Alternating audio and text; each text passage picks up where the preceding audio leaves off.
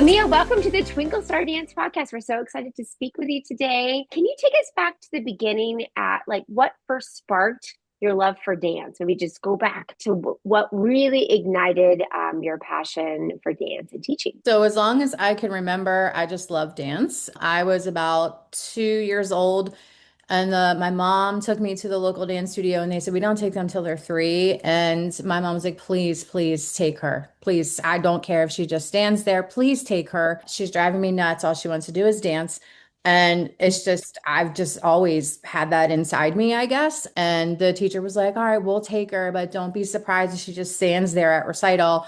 And then at recital, I was telling the other kids what to do. So I guess that was just innately inside me since birth. It was my getaway. It was my calm. It was my love. Just, I never had, an inkling of anything else. I just knew I just wanted to dance my whole entire life. I needed this in my life. It was so therapeutic. It just drove me into being a better person and to, it just was my whole entire being was dance growing up. And then I was like, I want to make other people feel like this. And that was my Hmm. first why. And then once I started teaching, I realized my why kind of changed, like why I own a studio and why I decided to go Yeah. down this path as Yeah. far as like, giving back to the community and teaching kids, like you can use your talents for really great things. And, it's more than just yourself, like you're giving Hmm. to others. Yeah. I agree with that. And I agree with like there's a part of you that it has to, it starts with the passion that you have individually.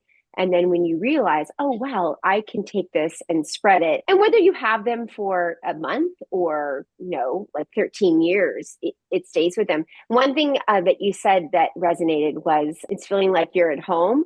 And I saw something the other day that said dance is not an escape, it's a return. It's a return to feeling like, oh, this is how it was supposed to feel. So that's really beautiful. Thank you for sharing that. And thank you for being you and continuing to do this job because it doesn't come without its obstacles. I thought about that last night. I was teaching. I'm like, oh, I love this is so great. I want to just do this. And then I'm like, but what would things do go wrong, so it's like you have to have that spark to keep you to sustain you over time. Absolutely. Yeah, and kind of keeping with that, I know in your dance training, you shared with us that you've trained at different institutions, Joffrey, Steps, the American Dance Festival. I know you've performed with various companies.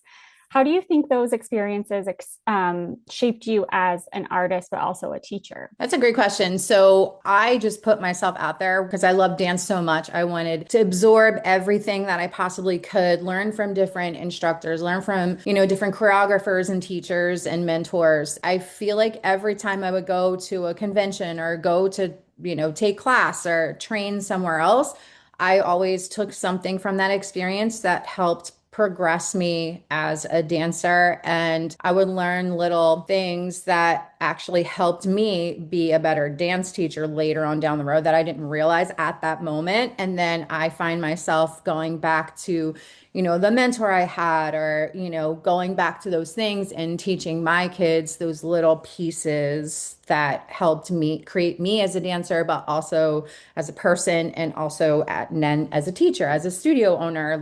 And I try to tell my students, especially my company members or dancers who want to take things more seriously, that it's so beneficial to go out to train at other places just to get that experience, not only to learn to be in a room with other dancers, make friends, have that environment. I always try to tell them when you go to a workshop or a convention or anything else, try to make a new friend. Try to find somebody that's from a different place, a different studio, and make a friend. Give them a compliment or something because we're all in this together. Try to absorb everything you can from the teacher and the mentor. And so I try to pass that down. And as you're describing that, it's almost like I'm remembering being in like a convention or taking a class somewhere and you get that feeling that comes up from being in that class. I know I'm always telling my own kids, like when I was taking dance very seriously, if I didn't get a correction or something in that class, I felt like I didn't do what I needed to do. So is there any like specific thing that you, other than, I know you said make a friend when they're at a convention or something like that, is there anything like a little nugget that you could share with us that you give your dancers when they're kind of embracing those opportunities at conventions or at summer camps or things like that? Sure. So I tell them to listen to the little details. Don't just think of it as I'm going in here to take a class or I'm going in here to learn a combination. Listen to what the choreographer or the teacher is saying, like really listen to what they're saying, because a lot of things they have really good nuggets of information to not just like teach you arms and like a combination. Like they'll say things that you really should be listening to and bring that back to the classroom and back to the studio. And I want to kind of touch on a little bit of your evolution. You talked about, you've changed over time because as human beings, we do change. We hope to evolve for the better, but sometimes we go through different things in our lives and that changes how we lead our studios and how we teach. So maybe speak from like what inspired you initially to open Dance Extreme when you talk about wanting to bring, the love of dance to the students and maybe how you felt then to how you feel now that it's most important. It's a long-winded question, but it's more like, what was most important to you then and what's most important to you now that your students take away from your studio, from the experience of being there? When I first opened, I was, 25, and I just wanted kids to love dance. I just wanted them to love dance as much as I love dance. I wanted to share that with them. I wanted to have them feel like this is a second home and all of those things. But then after I had kids of my own and then having the studio for so long and then seeing kids grow with my studio and then graduate and leave, I started realizing it's a lot more than dance.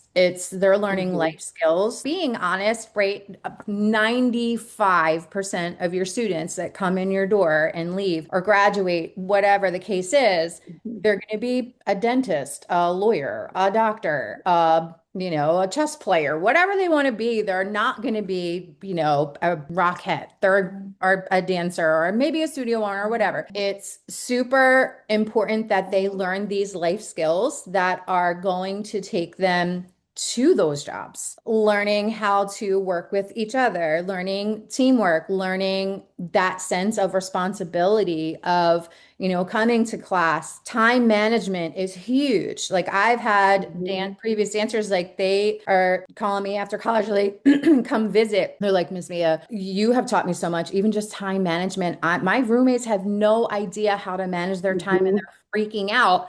And I'm over here like, this is a breeze. I was compared to doing homework and doing everything and studying and, having all these classes and doing all these things. This is a breeze compared to what I used to do and managing my time. So, and just like learning all of those things, how to give back to their community is really huge to me to make sure that they understand that they're thoughtful, respectful, that their energy and what they bring to a room is so important no matter where they are. All of those life skills that's going to make them employable when they leave or when they're getting a job and they're a teenager. Yeah, it's like we are literally, we have such an impact for a whole chapter of their life. I thought about this last night as I was walking to the car. A few seniors graduating, after is 13 years they've been at the studio. I mean, think about that for the rest of their life, this will be something that they will remember and not just like, oh yeah, I did that. But it stays with them and all the things that you're talking about. And I think that can help us armor us as we go through any obstacles that we're facing. If you're like listening to this conversation right now and you're like, that all sounds great, but this is going wrong. And things are going to go wrong just like in normal life. And sometimes you don't know your impact until later. I don't know if you found this, but, and so tell me more about that. I have 40, I'll be 49 in March, but I forget like how lasting that is, like you were saying. So I've had students that are now having kids and they're in their 30s. They're like, I finally got back to a dance class. They're private messaging me saying like, thank you so much for all you've done for me. And going back to dance class just reminded me of your studio and how much I love dance and all the things you taught me. And you were right. It wasn't just dance. Being in a classroom just like flooded back all these memories. And I'm so grateful. And it like makes me cry reading these messages because it's like, I haven't seen you in like 15 years and you remember how you felt at this, which is, I'm so grateful every day to do what I do. Yeah. Sorry, I'm getting teary. I'm a professional crier at this point. It's the thankfulness, the gratitude in me that just makes me emotional. But it's really cool that I guess the sense of space, and like you're saying, sometimes you don't necessarily get that immediate response from them, like, wow, this is amazing, this is great. At the end of practice, they're packing their bags and trying to get home and do homework and things like that. But the fact that they do come back to you to chat about the impact that you've had and how long lasting and far reaching that is. And I'm sure there's people too that maybe, like Tiffany was saying, came for a month or a few months or did recital with you, and they still have those moments as well. I want to kind of pivot into Twinkle Star Dance. We were kind of talking about before we started recording that you're one of our original subscribers. You were an early adopter to our preschool curriculum, and you've been part of our community for many years and have won a Sparkle Award. Can you talk a little bit about how implementing the Twinkle Star Dance program impacted your studio? Oh, geez. I could go on about that for a while. So I believe I started the program in 2016, I want to say, and I kind of slowly implemented it. And I think we went from like 40 kids ages 2 to 6, and then went to like 110. And then the next year it was like 200 and then 300. And that is literally the bulk of our studio is Twinkle Star Dance at this point. Adding in, the summer camps was huge. And then we added in show stars and we did the daddy daughter dance. That is still a huge hit. We had 60 participants our last recital for Daddy Daughter. I mean, I can't praise Twinkle Star Dance enough for helping us grow our studio, because without it, I don't know where we would be, to be honest. Forever grateful for your program. That's awesome. And can you tell me a little bit, because I know you have an upper division, like you do performing company stuff, right? Like how many of those twinkles do you think then stayed with you and were a part of your company? Initially, if you started the program and you had 40 little guys, like preschoolers, and everybody we want more preschoolers, or if you don't think you want them, you do. Sometimes we don't think about it also from like a standpoint of like planting the seed. And then if you've got performing company programs, like how do they feed that? Absolutely. So we actually started making the dance company, which we do like 3 competitions a year. It's mostly like giving back to the community, like performing for nursing homes. We do a charity event where we raise for a charity, but we started having them go younger and younger and younger because we see how fast they progress, and we're seeing the progression since we started. We're seeing it more and more and more and more. So we even have, dancers as young as 5 years old in our performing company because they can handle it, because they went through the Twinkle Star Dance program. They started as Twinkle Baby. Now they're either in, show stars or they're level 1, but they're ready. They go and perform by themselves and know their dances and they're good to go. The progression, I will say, I can tell a dancer that has been with us from Twinkle Babies 2-3 and gone through the Twinkle Star Dance program rather than someone that is just coming into the program like halfway or, towards the end, like Twinkle 5-6. You can totally see a huge difference in those that have gone through the program. And isn't that amazing? Because you would think if they started at age 4, then they would just start to learn then, right? And they still do learn. So if a dancer comes to you and they're in the program at 4, they're still going to learn.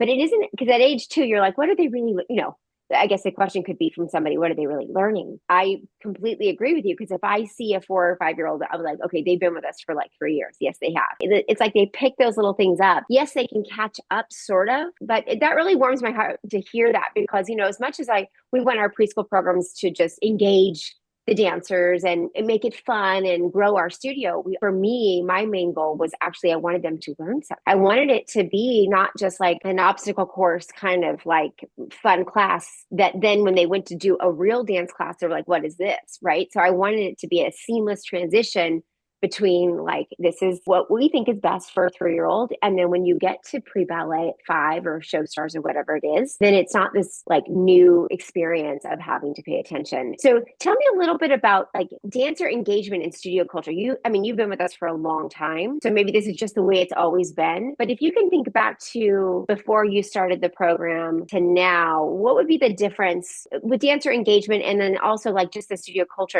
Speak to that a little bit. Yeah, that's exactly what I was going to bring up was because of the Twinkle Star Dance program, and it was such a strong program and lesson planning and things like that. My teachers were like, this is great. We can all follow the same thing. And as the SU grew and we got more enrollments and we started growing this program, all the teachers were now are teaching the same exact thing. So you didn't have a kid that's 3 going into the 4-year-old program that looks completely different from Miss Susie than Miss Sally's class.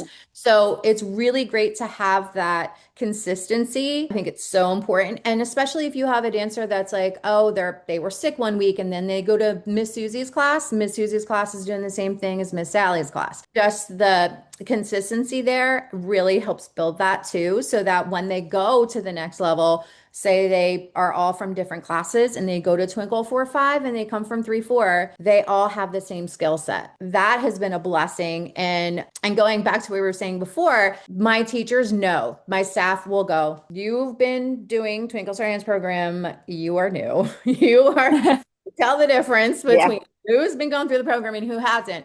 Because even though, like you were saying, like, what are they really learning at age 2? Well, they're learning a lot, right? Like, I mean, people off the street are like, what are they really learning? We know what they're learning. They're learning how to take turns, like little things like that. And it's going to help them prepare them for when they go to preschool as well, which parents love. So that's an easy transition. But the kids know the routine of, okay, I come into class. They know classroom etiquette more than the kid that just came off the street coming into dance class. So my staff totally sees the benefits of the program and we all love it. And we follow the lesson plans and everybody's doing the same thing so that when we go into the next year, the next teacher isn't like, oh, I have to catch these kids up. So it's really great. I want to say one thing about what you said. It's about expectations. There's somebody who just did a big study. It's a new book on why apparently in the United States, reading and math scores are plummeting. Like really bad, worse than it's ever been. And we all thought it was the pandemic or we thought it was screens, but it turns out in short, and I could send a link to this information later, but it's expectations. Nobody really liked that whole teaching to the test thing. And I kind of agree with that. But in the end, we kind of stopped the expectations for a lot of reasons. And I totally get that because in a dance class, if a teacher is like, oh, these are 4-year-olds, they're very young, they're preschoolers, what can they really do? And you don't really know because you're a new teacher. You're either going to like experiment and try to find out, but there's really not an expectation of what they can learn. And what I did a long time ago was I found out what they could learn but I also expected that. I think with the lesson plans, it helps us continue to have higher expectations for our dancers versus saying, oh, they're just little and so therefore, because that's not true. They can learn so much.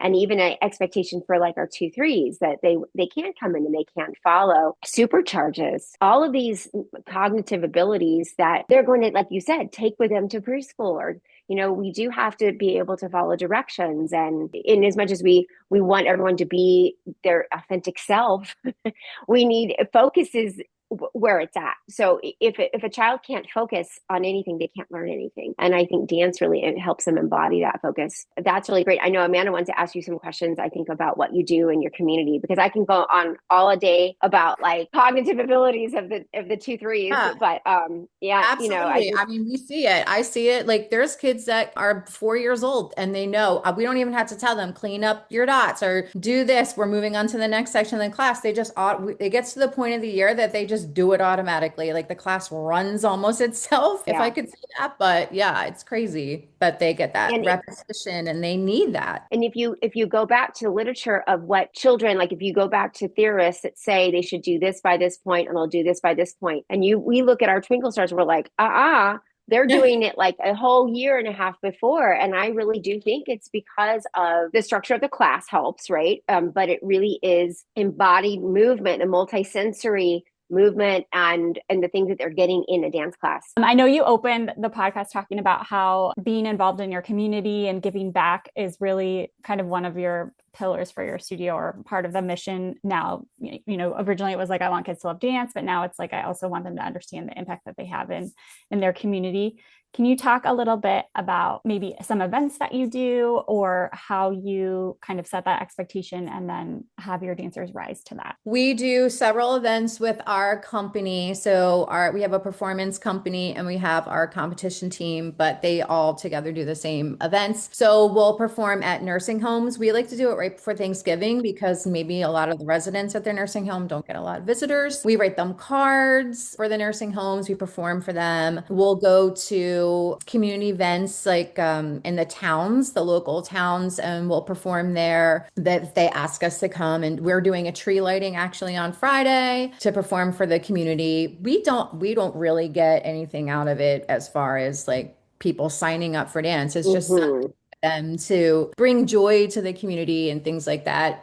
We do hold our favorite thing to do is we hold a charity event. So we get some local studios that will join with us and we put on like a little mini show. We have the dancers choose which charity. We give them a choice out of 3 charities and they pick the charity and then we donate every single penny of profit goes to that charity. So it's really great because again, community feel. So we have other studios that come together. We warm up on stage together. We all wish each other good luck. We're backstage together. They're making new friends. They're getting to, be with other studios and have that bonding experience with other dancers from their area and then get to perform. And then last year we raised $3,000 for Ronald McDonald House. This year we're giving to a local food pantry called For the Love of Peace Pantry. So that'll be in January. Yeah, and just community events, nursing homes, just trying to give back and bring joy to people. And I love that you're shifting the focus away from like winning a trophy or, I feel like my own son is like 7 years old. So he's in that like 7 to 8 year old. And it's very much like getting ready, get his hockey equipment on, go play his game. And then afterwards he's all about himself, and I'm like,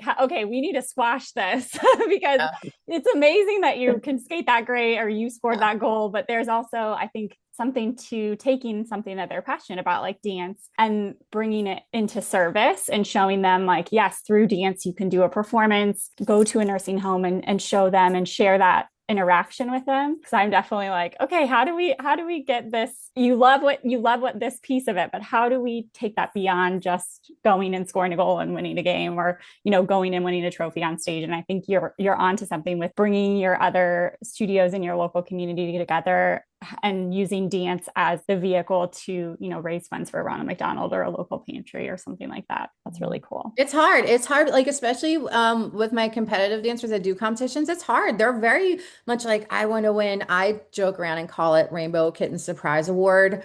I'm like, we don't need to have the Rainbow Kitten Surprise Award. I mean, did you go up there and do your best? Great. How did it feel when you got off stage? Did it feel great? They're like, yes. I'm like, let's remember that feeling. Yeah, if you go on stage and you get whatever, great. That's the icing on the cake. But let's remember that feeling when we got off stage and we danced with our friends and maybe we made new friends, and think about all the memories that you're going to have if you stayed over at the hotel and, all those things. I always tell them, you're going to remember that. That's where you're going to take with you. That's where you're going to remember for the rest of your life. Are you going to remember that you got second place bronze or gold or Rainbow Kitten Surprise Award 10 years from now? Probably not. You're going to remember how you felt. I try to help them focus. It's hard. It's hard. Yeah, you've positively framed that. It's perfect. So it helps, like what you're doing is you're taking all the things that they probably think about, but you're putting them at the top of their inbox, if you will. I think that's really great to be able to prime them with that before the process. Have them go around and say,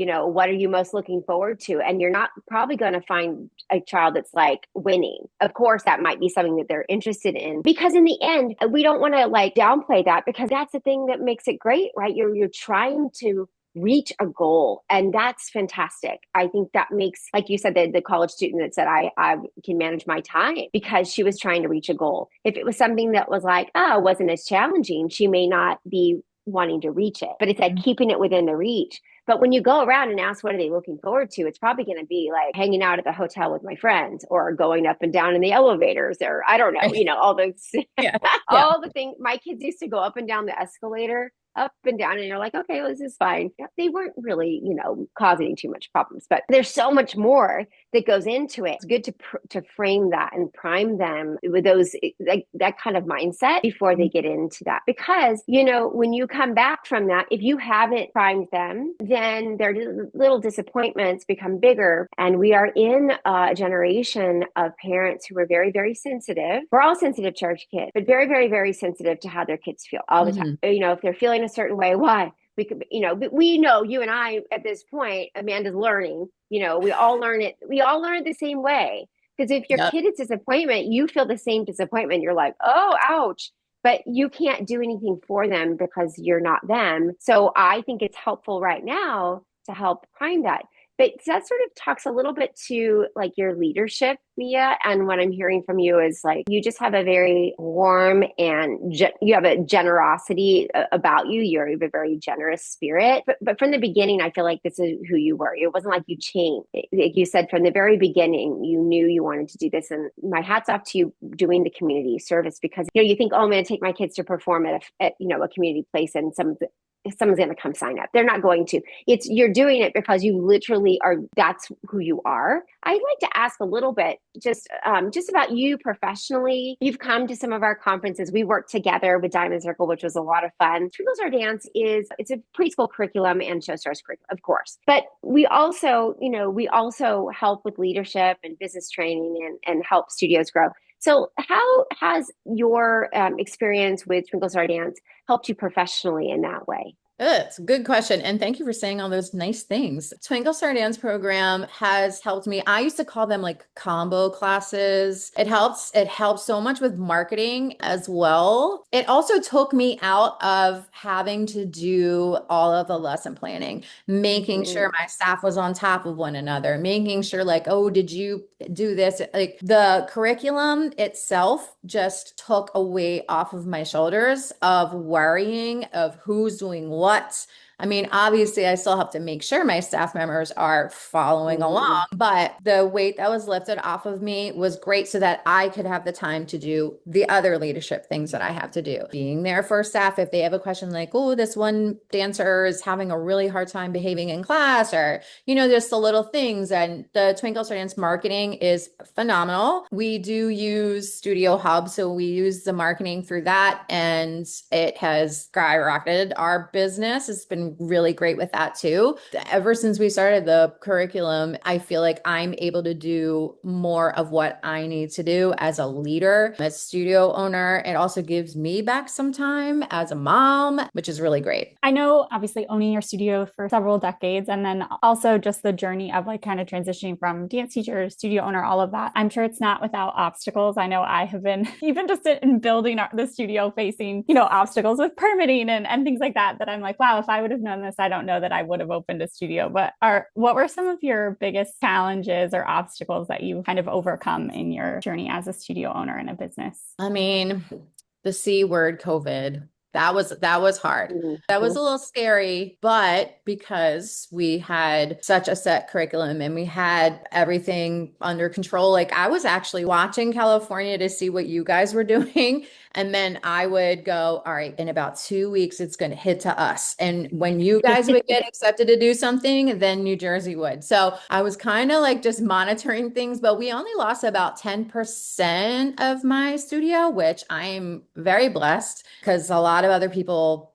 had to shut their doors. And I was really scared. But we made it through. We did a lot of online classes. That's a time I don't want to go back to. That was probably Agreed. the biggest struggle ever in my history. Like that we're in season 23. That was probably the hardest. It was not just hard for me, it was hard for my staff members. We would be doing online classes in our houses and the staff was telling me I got offline and I just cried because the kids, like we felt for them. And I think that's why we were so upset is because these poor kids were dancing in this little corner in their room and couldn't see their friends. But it was great because they got to see their friends online, like during dance class. And we even had a dancer show their teacher her chicken, live chicken, brought in chicken. I mean, it was a struggle. We had chickens, we had all the things. Yeah, that was really tough emotionally, not just for the staff, but for the kids too. And it was hard.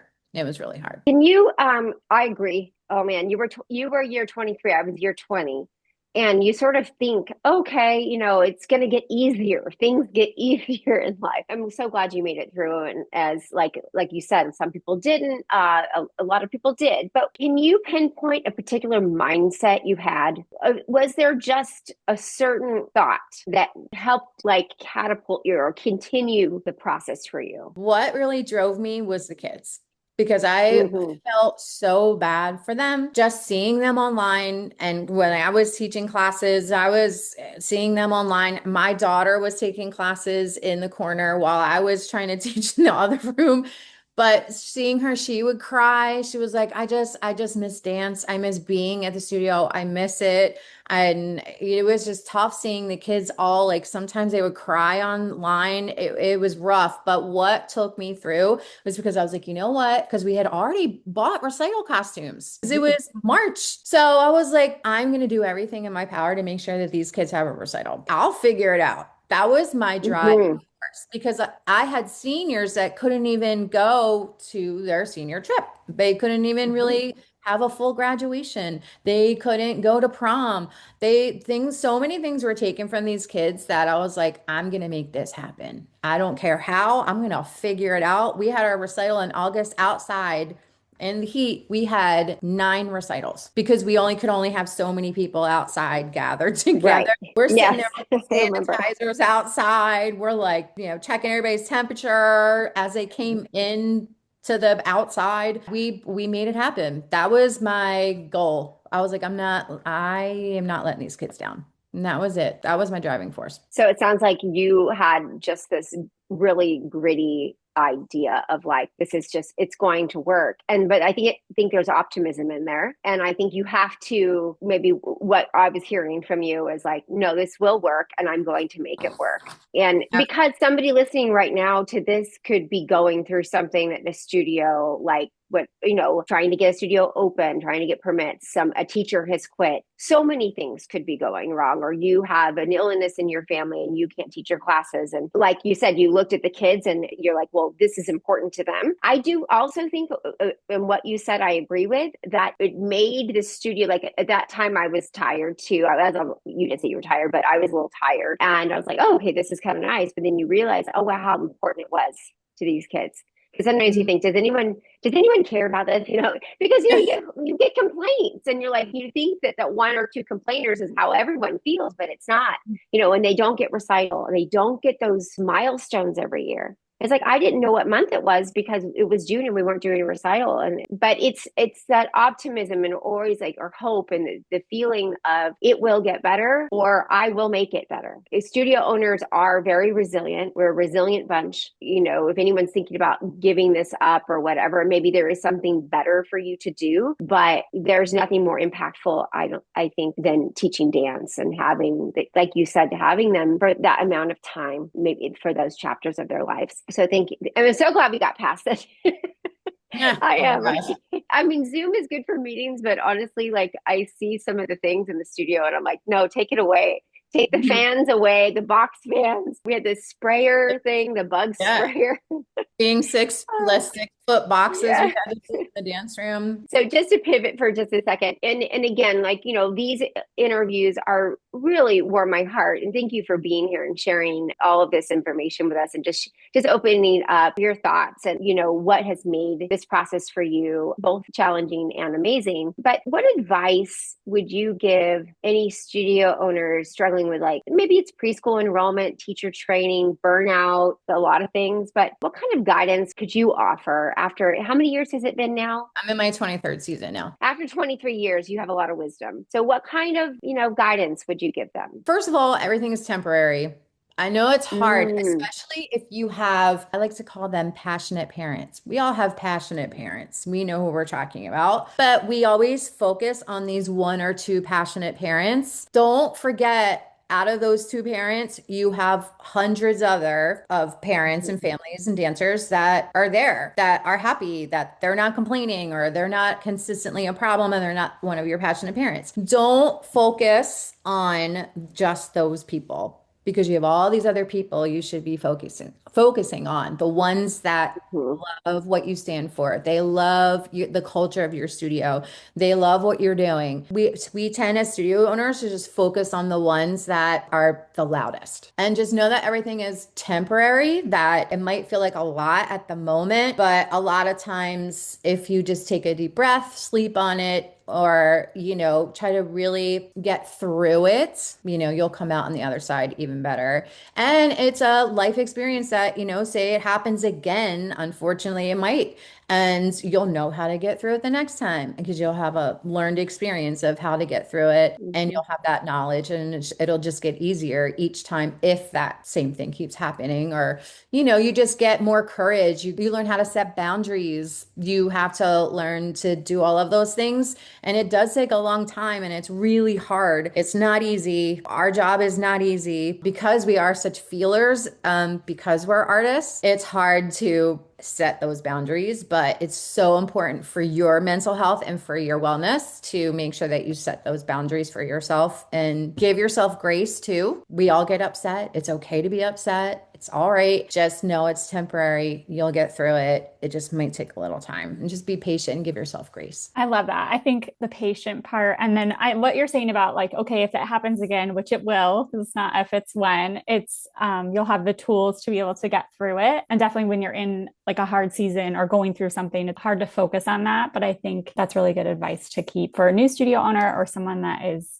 going through an obstacle right now. Is there anything that you would go back and tell yourself at the beginning when you're just starting out? I guess I would tell myself that you're stronger than you know, to trust your gut, to set boundaries for sure. Mea, you're so inspiring, and I love spending time with you. Yeah. I love Thank spending you time with so you much. guys. So thank you so much for sharing your story with us today. Before we wrap up, where can our listeners connect with Dance Experience online, or with you, or on social media? Our website is dance-experience. Experience is without that first E, so XPERIENTE.com. We are on Instagram at DX Dance Studio. We're also on TikTok. You can just search Dance Experience, will pop up. If you ever want to reach out to me, feel free to email me personally. You can reach me at danceexperience@me.com. I'm happy to help anybody out anytime. Thank you so much, Mea. Great talking to you.